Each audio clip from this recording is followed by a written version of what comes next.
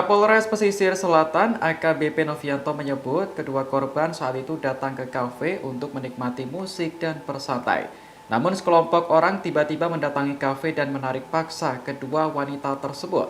Selanjutnya, kedua korban diarak menuju pantai dan diceburkan ke laut dalam kondisi tanpa busana. Tak berhenti sampai di situ, warga kembali membawa kedua korban ke kafe. Keduanya diminta untuk menutupi badan mereka menggunakan gorden jendela. Novianto memastikan pihaknya akan terus mendalami kasus ini.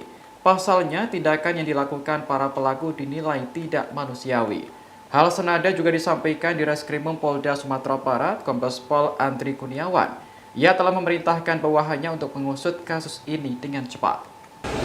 Yang pertama, berkas perkara kita tarik ke Polres. Jadi berkas perkara kita tarik ke Polres, nanti kita akan tangani di PPA Polres Satreskrim. Kemudian segala teknis penyidikan semuanya akan dikelola oleh Satreskrim. Kemudian yang kedua,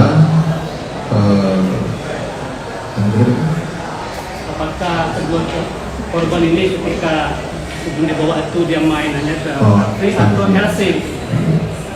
Kalau saya lihat di video dia tidak sedang bekerja. Gitu.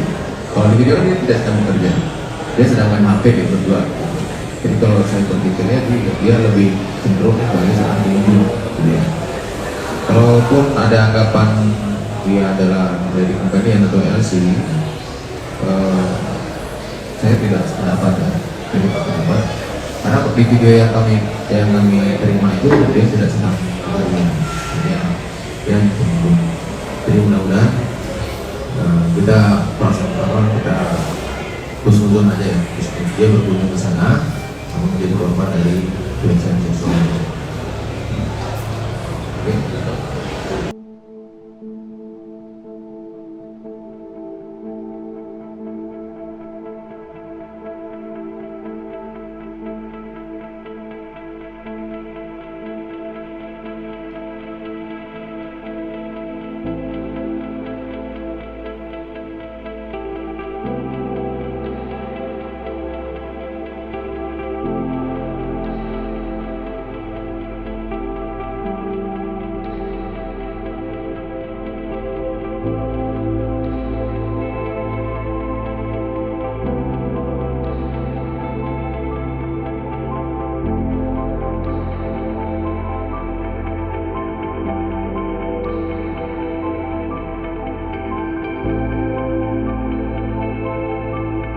Terima kasih sudah nonton.